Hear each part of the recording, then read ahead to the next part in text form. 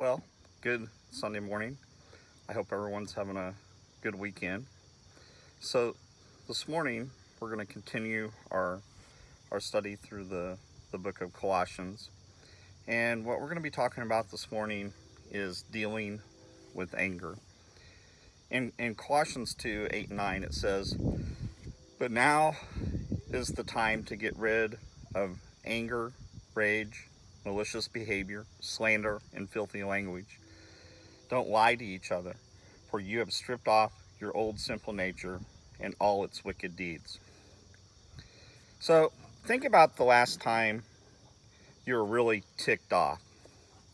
Do you remember what it was that got you so upset? So I was thinking about that, and Friday morning I was heading to Springfield, and I was getting on I-44 East at the Main Street exit there by Mercy Hospital, and there was a car in front of me that was aggravating because he was merging onto I-44 going way too slow.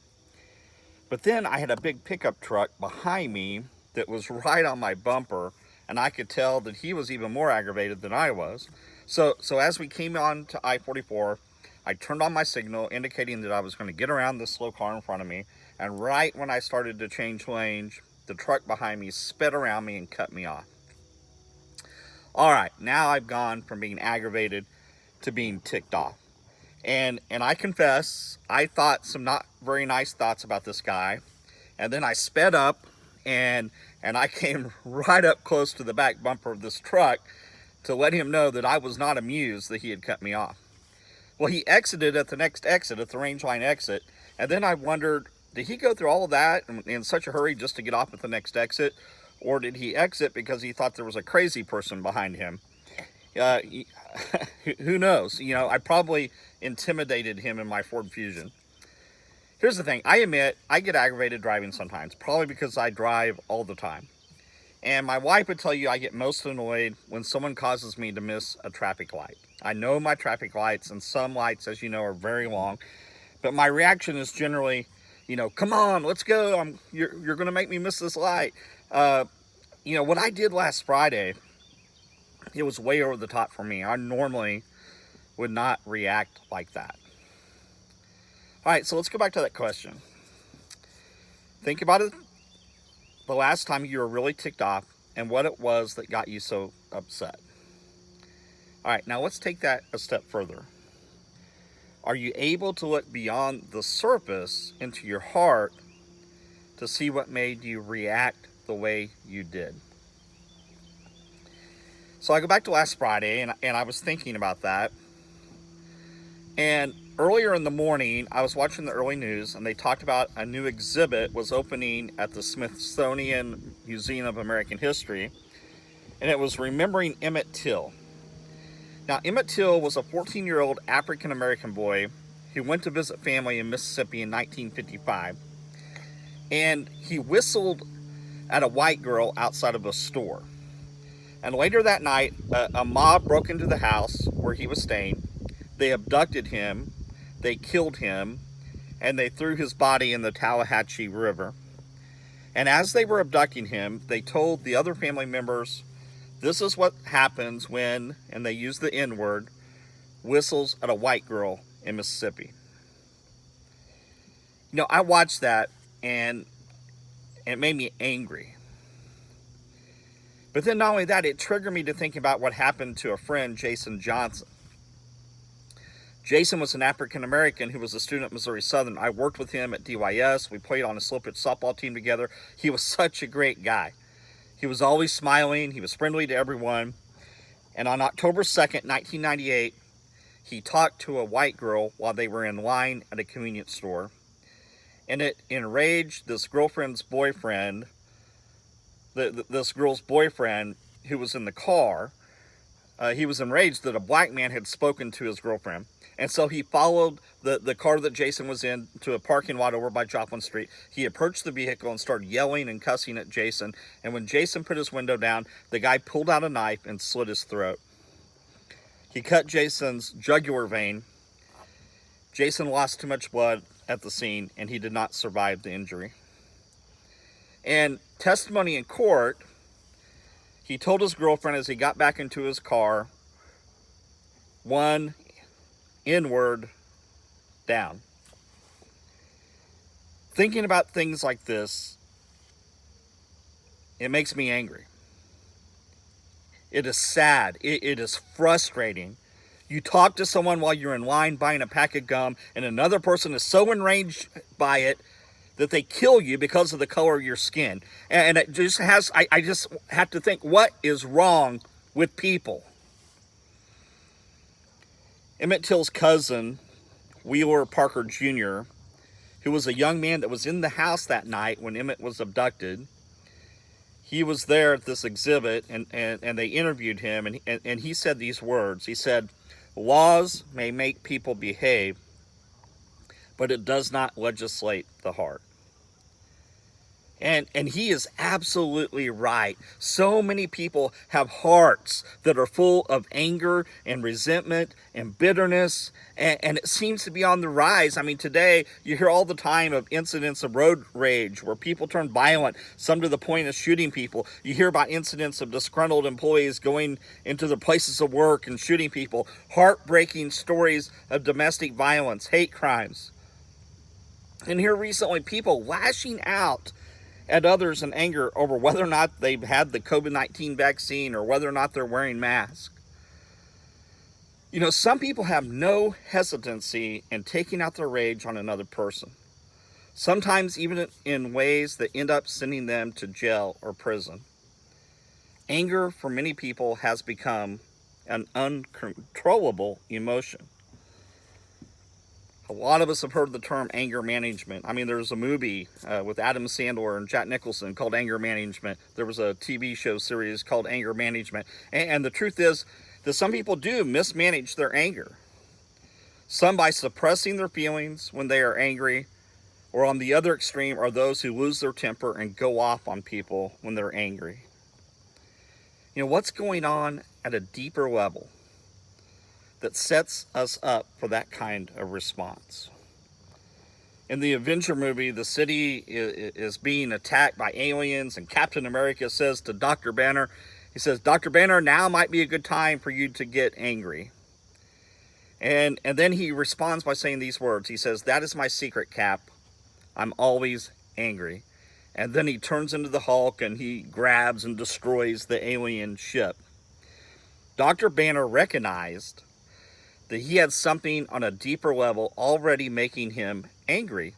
He didn't need an alien ship attacking him and his friends to make him angry. He was already angry. Now, I think it's sad when he says, "I am always angry." And unfortunately, many people choose to live their life being angry all the time. And what a miserable way to live, not only for them, but for those around them. God doesn't want us to live a life filled with anger, and we don't have to. In verses 8 and 9, he says again, it is time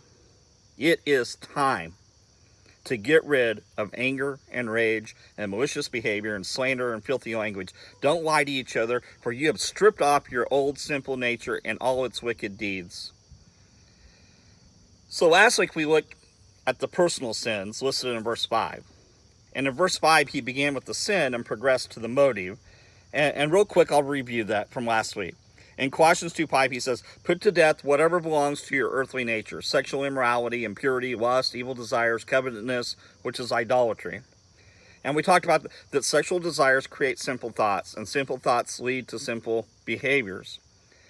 Simple behavior begins with simple thoughts. And we talked about what are we feeding our minds. And then Paul went on to say that these thoughts come from the root sin of covetousness. And covetousness is desiring what is forbidding, desiring what you don't have. Jesus considered a covetous heart to be the root from which evil deeds come. Jesus said the same thing in James 4:2. You see something and you want it and you don't have it, so you fight and you go to war to get what you want. And so last week we talked about that we need to quit whacking at the branches, and we need to take an axe to covetousness, which is the root cause of most sin. And we do this by first changing our thinking. Uh, like Philippians 4:8 says, fix our thoughts on what is true, what is honorable, things that are right and pure, lovely and admirable, excellent and praiseworthy. And by learning to be content, replace covetousness with contentment. And the only place we can find true contentment is in Christ Jesus. We find our fullness in Christ. We find completeness in Christ. Jesus Christ is sufficient, and his promises are enough. All right, so back to verse 8.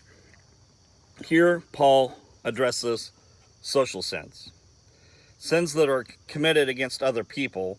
And here he begins with the modi and then progresses to the evil acts. And he starts by saying, get rid of. Other translations might say to put aside. It's a Greek word used for taking off clothes. We are to discard the dirty clothes of our old former life. We have died to our old self. We have risen to new life. And so he says, now is the time to get rid of. And first he talks about anger. And the Greek word there for anger is orge. And it's a deep, smoldering, resentful bitterness. Makes me think of the words I just said that Mr. Parker said. Laws may make people behave, but it doesn't legislate the heart. What he's talking about, it's a settled heart attitude of an angry person. It's smoldering all the time. Dr. Banner, he said, that's my secret, Cap. I'm always angry. So this is a person who was always angry, and all you need to do is to give him a target for his fury. Something pops off, and this person flies off the handle.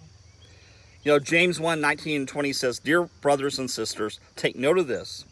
Everyone should be quick to listen, slow to speak, and slow to become angry, because human anger does not produce the righteousness that God desires. So Paul is saying here in Colossians 2:8 to get rid of anger. Take it off. There's no place for it in the life of a Christian. And then he also says to get rid of wrath. Now, wrath, the Greek word there is temos. And this refers to like a sudden outburst of anger. I mean, it would be kind of like, have you ever thrown gasoline on a fire? It flares up briefly and then it's gone. These two are closely related. The boiling anger that often lies below the surface often leads to an eruption of wrath. We've all heard it said, that person's quick-tempered. Many people live with this deep-seated resentment that feeds their anger. And, perhaps they don't understand the pains in life. They think, I didn't ask for these circumstances, and they don't know how to handle things that have happened in their life. And they are angry, and they are prone to explosions of wrath. So anger and wrath are the motives. And then we have the results. It leads to malicious behavior, which typically comes out of the mouth. And those would involve slander, abusive speech, and lying to others. Those are the results. Those are the behaviors. Malicious behavior, it's a vicious nature bent on doing harm to others. Your anger and your wrath lead to malicious behaviors that harm others.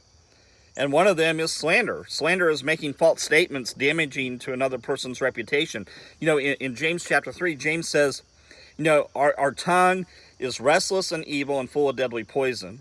With it we praise our Father in heaven, and with it we curse those who have been made in the image of God. Blessing and cursing come out of the same mouth, and this is not right. Did you know, I read this, someone wrote this, that every time you slander a person, we slander God. So when you're driving down the road and someone cuts you off and you say, oh, that stupid idiot. Remember, God made that stupid idiot. And you just sinned. All people are to be treated with dignity because they are made in the image of God. We should not be insulting or making disparaging remarks directed at others. And when we do, we need to keep in mind that when we do that, we have kids, our children are watching, and we're teaching our children to do that. Then the other thing he talks about here is abusive speech. Obscene, derogatory speech intended to hurt someone. It's foul-mouthed abuse towards a person. You know, it's not like hitting your hand with a hammer and, you know, a cuss word comes out. That's not what he's talking about here. He's talking about cussing, abusive language towards another person. You know, we've all heard the terms sexual abuse, physical abuse, verbal abuse. This is verbal abuse. It's going off on someone, saying awful, mean, and hateful things to them. We've all heard the phrase, sticks and stones may break my bones, but names will never hurt me. And I don't know who came up with that phrase, but it is not true. It's such a load of crap. As we know, words hurt. And oftentimes they can be even more painful than getting hit by a stick or a stone.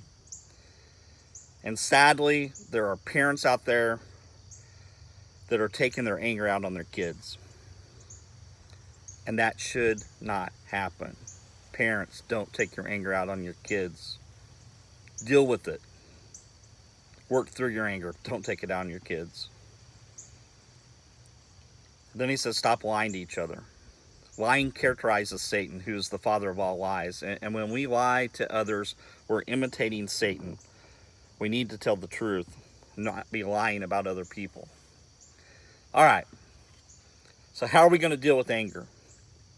I'm going to spend the rest of the time in Ephesians chapter 4, verses 26 through 32, which I think really spells out ways for us to deal with anger.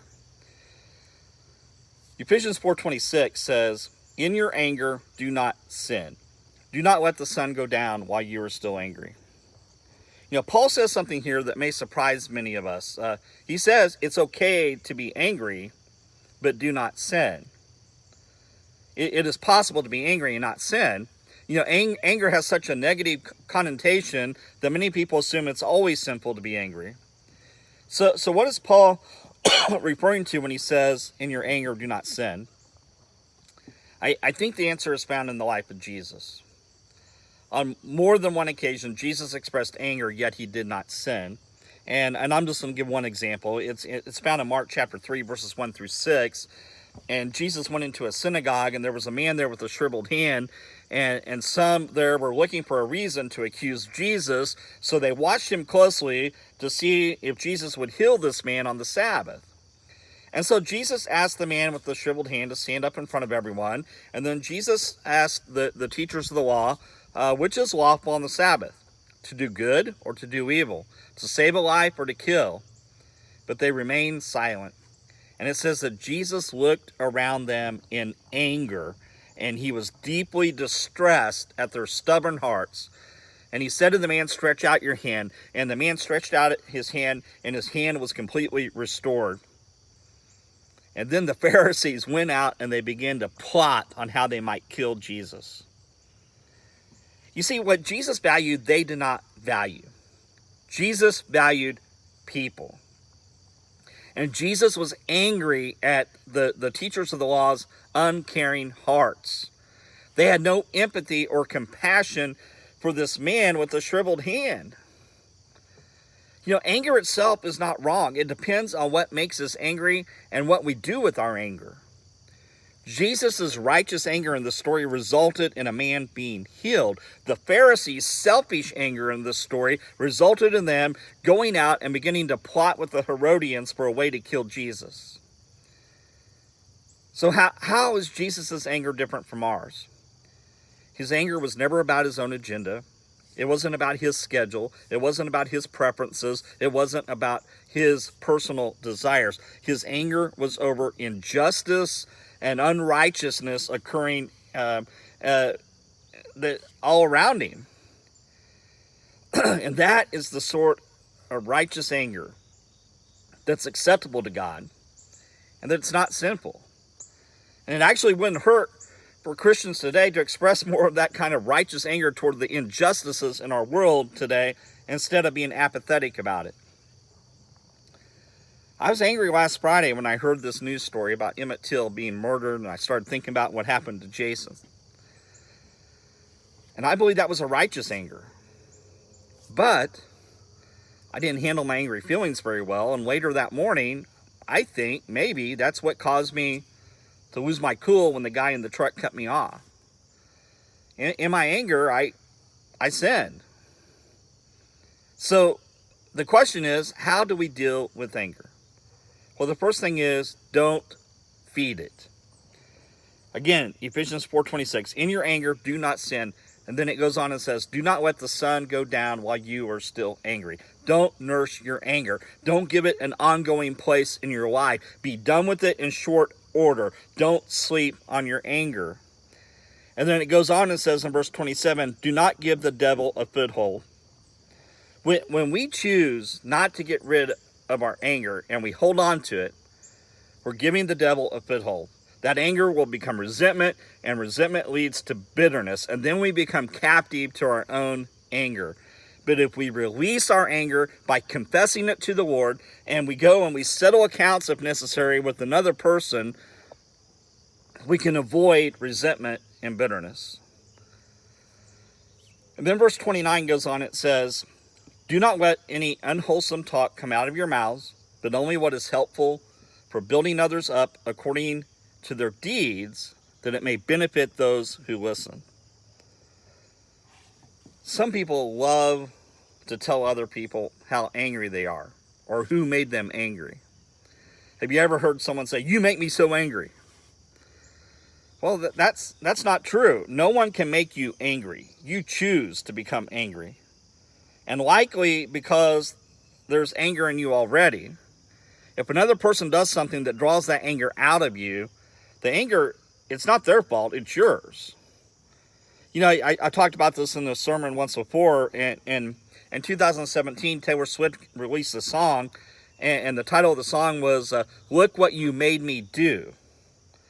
Well, right out the gate is a thinking error in the title alone. No one made you do anything, Taylor. You choose to do what you do. And she chose to write a song saying that the old sweet Taylor is dead and she's now going to be the new mean Taylor, and that it's everybody else's fault. Well, no one makes us do anything. We choose to. And when we verbalize our anger to another person or write a song about it, all we're doing is making the roots of that anger go deeper and deeper into our hearts. So don't let any unwholesome talk come out of your mouths, but only what is helpful for building others up according to their needs, that it may benefit those who listen. Unfortunately, as we've already mentioned, anger fuels unwholesome talk coming out of our mouths, saying corrupt things about or to another person. How many of you guys have ever made a comment that just wasn't very useful? I've done that quite often. Think about how often we say things that aren't useful. I mean, they're not going to make the situation better. In fact, they're probably going to make the situation worse. Well, this verse says, only say things that is helpful for building others up and that will benefit those who listen. Words that build up another person are not going to be fueled by anger. And then we come to verse 31. He says, get rid of all bitterness, rage, and anger, brawling, and slander, along with every form of malice. So in this verse, Paul is pretty much telling us, the church in Ephesus, the same thing he's telling the church in Colossae in Colossians chapter 3. Get rid of all bitterness, rage, and anger. Get rid of it. Kill it. Because if you don't, the result is going to be brawling, slander, and malice. And there's no place for that in the life of a Christian. Don't feed it. Starve it. Don't feed your sexual desire. Don't feed your covetousness. Don't feed your bitterness. Don't feed resentment and anger. Kill it. You need to take the axe to it. And then that leads me to the final thing, and that is, don't feed it is the first thing. Crowd it out with positive graces. Ephesians 4:32 says, be kind and compassionate to one another, forgiving each other just as in Christ God forgave you. How do we deal with anger? By being kind and compassionate and forgiving each other. You go to the person towards whom you have directed your anger with forgiveness, with kindness, and with compassion. We are to love others in the way that God in Christ Jesus has loved us. Aren't you thankful that God showered each of us with kindness and compassion and mercy and grace and forgiveness, even though we didn't deserve it. If we want to defeat anger, we have to crowd it out with positive graces. We have to forgive those who have wronged us. Be kind and compassionate. And then sandwiched in between the personal sins listed in verse 5 and the social sins listed in verse 8 is verses 6 and 7. I'm going to close by reading it. Because of these sins, the anger of God is coming. You used to do these things when your life was still a part of this world, but now you must rid yourselves of all such things. You used to do these things, but now you are a new creation, and you must rid yourselves of these things. You must strip off your old sinful nature and all its wicked deeds. We all need to take an axe to our sinful nature. We need to kill it. It is time.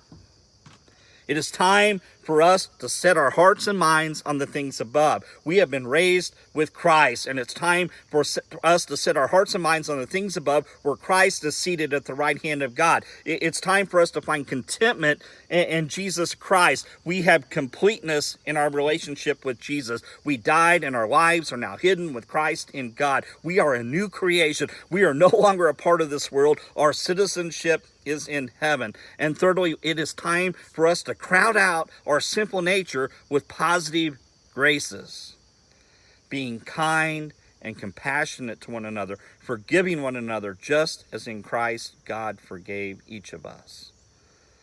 God bless, and have a good day.